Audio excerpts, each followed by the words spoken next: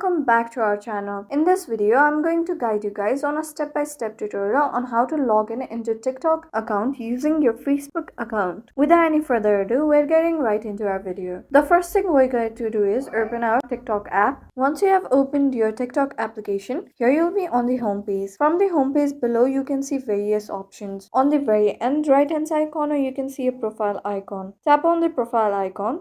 And once you're on the profile icon, here you'll be listed all the accounts that you have already used while logging in into your TikTok account. Now in order to log in into your TikTok account using your Facebook account, you'll have to tap on the Add Existing Account button.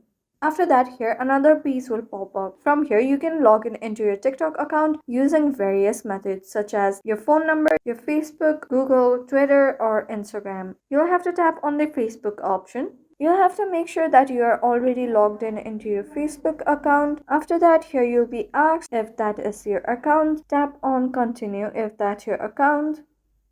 From here, you can go on your profile page, and once you go on your profile page here, as you can see, you have successfully logged in into your TikTok app using your Facebook account. Thank you for staying to the very end of this video. I hope you found our video helpful. If this video was helpful for you, don't forget to leave us a like and subscribe. Have a good day.